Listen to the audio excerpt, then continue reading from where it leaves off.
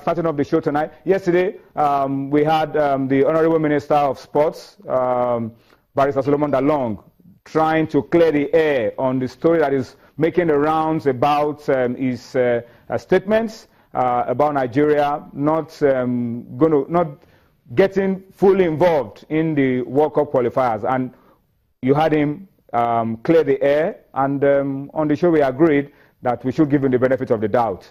But today, the sports minister is still going to be on sports tonight. This time, we're not talking about the Eagles or denials or counter-denials. This time, we're talking about something so very important to sports development in Nigeria. This time, we're talking about the National Sports Festival. And it's a shame that the National Sports Festival has been postponed over 4 times. That's not just the worry. The 4 times that it has been postponed is not just the worry. The worry is that right now, we don't even know when the National Sports Festival will take place. It's that bad, all right? But the sports minister has been speaking, so let's listen to him this time, talking about the National Sports Festival. We don't know when. We don't know how it will take place, but let's listen to the sports minister, and then we'll be back with more for you on Sports Tonight. Join us again. By their submission that we were going to hold the festival this year.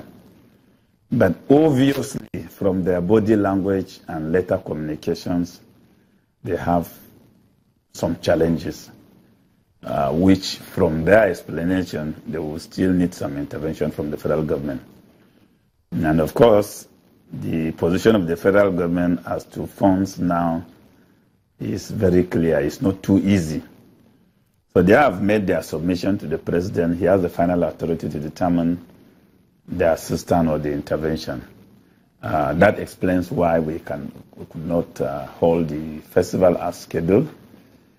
We thought of holding the National Council of Sports to determine the fate of the festival, but Calabar still was not ready to host the council. The National Youth Games suffered the same fate. But I put my feet on the ground this year and insisted that with or without budgetary allocation, we will proceed, because we cannot deny our children the right to express themselves. And I went out of my way from a budgetary allocation of only 9 million from the budget. I went ahead and we held successfully the National Youth Games with support and funding from the private sector. So if Calabar will ultimately fail us, then certainly we'll hold the National Council of Sports, and they will determine what will happen next. And the same spirit with which we drove the National Youth Games will also be brought to bear on the National Sports Festival. I think Nigerians should try to understand the direction with which I am trying to drive sports. I'm trying to shape up the lot from government and invite the private sector to come and drive the process, because sports all over is private sector driven. We are going to redirect our energies to grassroots sports development, where we'll create the enabling environment and then drive the policy of a very robust sports development. So this is the status of the National Festival. And it's indeed unfortunate, but it is one of the realities we will live with.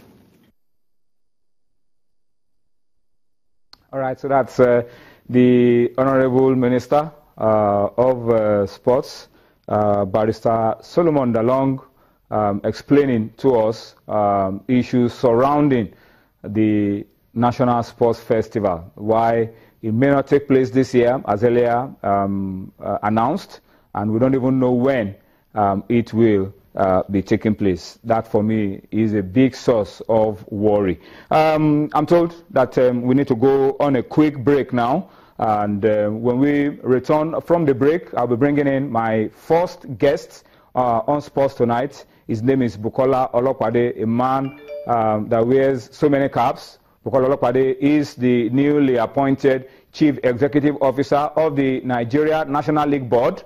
Bukola Olopade is also a part of the organizing body for the Lagos City Marathon. Is also the president of the Nigeria Wheelchair Basketball Federation. That's 3 caps on 1 man. It will be my guest on Sports Tonight after this time out.